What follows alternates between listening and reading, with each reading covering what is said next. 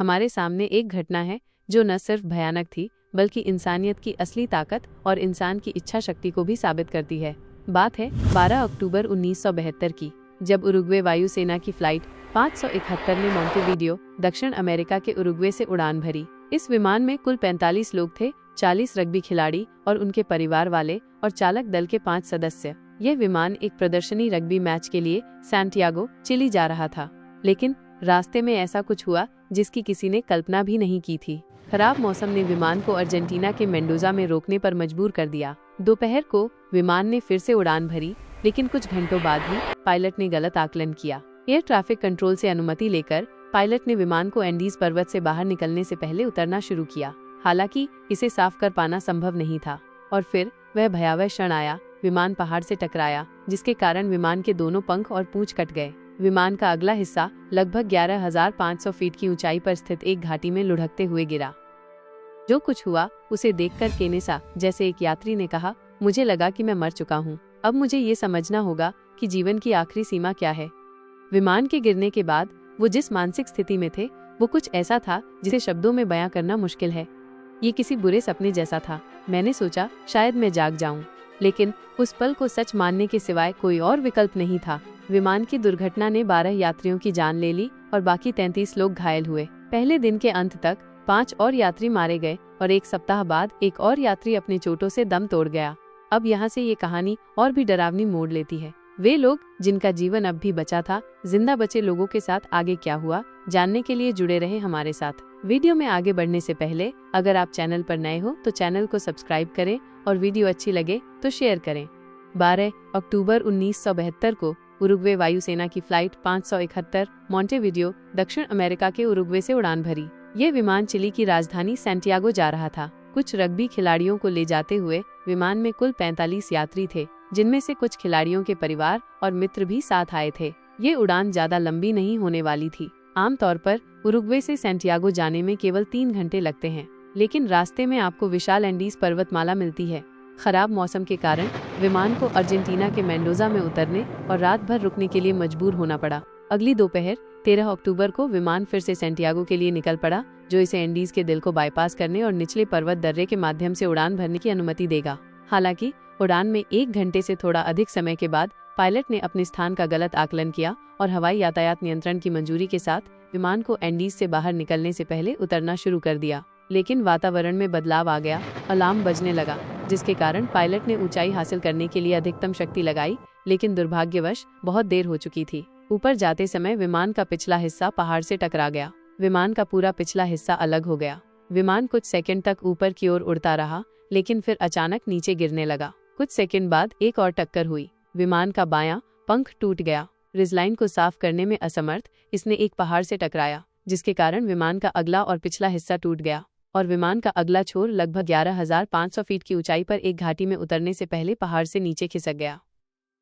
इस दुर्घटना में 12 लोगों की मौत हो गई और 33 यात्री घायल हो गए। पहली रात के दौरान 5 और लोगों की मौत हो गई। बाद में एक सप्ताह बाद 6 लोगों ने दम तोड़ दिया, लेकिन 27 अभी भी जीवित हैं। विमान के गायब होने के अगले दिन ही 4 विमान सर्च ऑपरेशन में लग जाते हैं, लेकिन कोई सफलता नहीं मिलती। दूसरे दिन 3 देशों के 11 विमान सर्च ऑपरेशन के लिए निकलते हैं और क्रैश विमान के कुछ लोग उनको देख भी लेते हैं। वो सर्च फ्लाइट को देखते हुए चिल्लाते हैं, पर बर्फ होने के कारण ऊपर उड़ रहे विमान उनको नहीं देख पाए। ऐसा 3 बार हुआ जब क्रैश विमान के लोगों को सर्च फ्लाइट दिखी और उन्होंने हर एक मुमकिन कोशिश की, लेकिन कोई सफलता नहीं मिली। 8 दिन तक सर्च ऑपरेशन चलने के बाद उसे बंद कर दिया गया, क्योंकि मौसम खराब होने के कारण इतने दिन तक वहाँ कोई जिंदा नहीं रह सकता था। सरकार की तरफ से निर्णय लिया गया कि गर्मी पड़ने पर उनके शवों को ढूंढने के लिए सर्च ऑपरेशन चलाया जाएगा। एंडीज पहाड़ी पर फंसे लोगों ने माइनस तापमान से बचने के लिए टूटे फ्लाइट के टुकड़ों को इकट्ठा किया और उसकी सील करने की कोशिश की। विमान में सवार लोगों में 2 मेडिकल के छात्र भी थे। इनके पास कुछ मेडिकल किट भी थी और वो उनसे घायलों को बचाने में लगे थे। लेकिन 9वें दिन एक और शख्स की मौत हो गई। अब खुद को जिंदा रखने के लिए जंग शुरू होती है। विमान में खाने के लिए कुछ ज्यादा सामान नहीं था, क्योंकि इनको ज्यादा लंबा सफर करना नहीं था। इनके पास खाने के नाम पर 8 चॉकलेट के डिब्बे, जैम के 3 बोतल, खजूर, ड्राई फ्रूट्स, कैंडीज और कई बोतल वाइन थी। उनके पास जो पानी था वो भी खत्म हो गया था। अब विमान में सिर्फ 27 लोग ही जिंदा बचे थे और उनको पता नहीं था कि कैसे जिंदा रहें। विमान में जो भी सामान था उसको 27 लोगों में बराबर बराबर बांट दिया गया और पानी के लिए बर्फ को पिघलाया गया। लेकिन 11वें दिन किसी की नज़र विमान में पड़े एक रेडियो पर पड़ी और वो उसको बनाने में लग गया। रेडियो ठीक तो हुआ, लेकिन उसमें सिर्फ मैसेज आ सकते थे, जा नहीं सकते थे। रेडियो ठीक करने वाले शख्स ने सुना कि सरकार ने सर्च ऑपरेशन बंद कर दिया है। बचे हुए यात्रियों में एक यात्री कैनेसा कहती है, मुझे लगा कि दुनिया अपने रास्ते पर जा रही है और हम दुनिया से बाहर हैं। जब आपको मृत माना जाता है तो जीवित रहना एक बहुत ही अजीब अनुभूति होती है। कैनेसा कहती है, बचाव का इंतजार खत्म हो गया था। अगर हम खुद को बाहर नहीं निकालते तो हम सभी मरने वाले थे। धीरे धीरे लोगों के पास खाना खत्म हो गया तो लोगों ने सीट के ऊपर लेदर के कवर को खाना शुरू कर दिया, लेकिन इसको खाने के बाद वो बीमार पड़ने लगे और मरने लगे। 29 अक्टूबर को उसी पहाड़ी पर एक बर्फीला तूफान आता है। इस तूफान में 8 अन्य लोग मारे जाते हैं। अब सिर्फ 19 लोग ही बचे थे और बर्फ चारों तरफ थी। यहाँ पर मरने वाले लोगों की लाश खराब नहीं हुई क्योंकि माइनस तापमान होने के कारण वो जम चुकी थी। अब इनके पास खाने की सभी चीजें पूरी तरह से खत्म हो गई थी। बचे हुए लोग बैठकर ये बात करने लगे कि अब जिंदा रहने के लिए क्या करें। और फिर ऐसा फैसला होता है कि ये जो लाशें बाहर पड़ी हैं ये हमको जिंदा रख सकती हैं। सबसे बड़ी बात ये थी कि ये लाश उनके अपनों की थी। प्लेन के टूटे कांच से टुकड़े बनाकर लाशों के मांस को काटा गया और पहली बार उसको खाया गया। इसके बाद इनमें समझौता हुआ कि जो भी मरता है उसकी लाश को खा सकता है।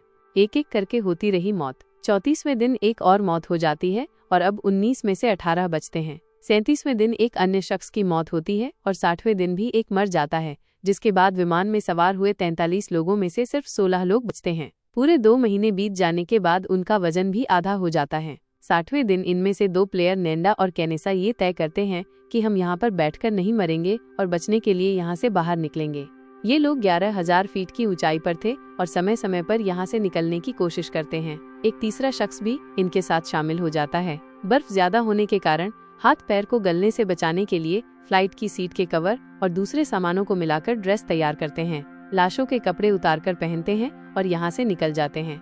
फैसला ये होता है कि यहाँ से पश्चिम की तरफ जाएंगे और वो 3 दिन तक चलते हैं। 3 दिन के बाद उनके पास जो खाना था वो खत्म होने लगता है। ऐसे में ये तय किया गया कि तीसरा शख्स लौट जाएगा। इन दोनों को चलते चलते 8 दिन बीत गए और इनमें से एक शख्स को ऐसी पहाड़ी दिखती है जिस पर बर्फ नहीं थी। ये उसकी तरफ चल दिए और 10वें दिन वहाँ पर पहुँच जाते हैं। ये दोनों 21 दिसंबर को वहाँ पर हरियाली और गाय देखते हैं। दोनों लगातार चले जा रहे थे लेकिन बोलने की हालत में नहीं थे। दोनों चलते चलते नदी के किनारे पहुँच जाते हैं। तभी इनको दूसरी तरफ 3 लोग दिखाई देते हैं। ये दोनों पूरी जोर से चिल्लाते हैं लेकिन नदी के पानी के शोर में उनकी आवाज दब जाती है। तभी अचानक उन तीनों में से एक शख्स को कुछ आभास होता है और वो देखता है। वो शख्स भी कुछ बोलता है लेकिन पानी का शोर फिर आवाज को दबा देता है। ऐसे में वो शख्स एक पेंसिल और कागज को एक पत्थर के टुकड़े में बांधकर इनकी तरफ फेंकता है और उसने इनकी जानकारी इनसे पूछी। इन्होंने उसमें लिखा कि हम उरुग्वे के वो रग्बी प्लेयर हैं जिनकी फ्लाइट क्रैश हो गई है। हमारे साथी अभी भी जिंदा है और मदद की आस लगाए बैठे हैं। हम दोनों उनके लिए मदद लाने के लिए आए हैं। आप हमारी बात को सही लोगों तक पहुंचा दें ताकि हमको मदद मिल सके। वो शख्स पढ़ता है और कहता है टुमारो। अब उन दोनों के लिए ये रात काफी लंबी होने वाली थी। अगले दिन वहाँ की पुलिस तक ये बात पहुँचती है। चिली अथॉरिटी वहाँ पर भागकर आती है और इन दोनों को वहाँ तक पिक किया जाता है और अस्पताल ले जाया जाता है। इसके बाद इन दोनों को लेकर 3 हेलीकॉप्टर जाते हैं। वहाँ पर खराब मौसम के कारण सिर्फ एक चॉपर उतर सकता है। 22 दिसंबर को जब बचाव हेलीकॉप्टर आए तब बचे हुए लोग और भी ज्यादा उम्मीद से भरे हुए थे, लेकिन फिर भी खराब मौसम ने केवल 6 लोगों को ही एयरलिफ्ट किया। बाकी के 8 को अगले दिन निकाला गया। कुल मिलाकर 16 लोगों को बचा लिया गया। जब उनसे पूछा गया कि आप कैसे जिंदा बचे हैं तो उन्होंने सच्चाई बताई। हालांकि ये पता चलने के बाद उनकी काफी आलोचना हुई, लेकिन फिर इन्होंने बताया कि हम सभी के बीच समझौता हुआ था कि अगर हमारी भी मौत हो जाए तो आप हमें खा सकते हैं। जीना किसी भी चीज से ज्यादा महत्वपूर्ण है, तो आप क्या सोचते हैं? जीवित रहने के लिए आप क्या करेंगे? कमेंट बॉक्स में जरूर बताएं।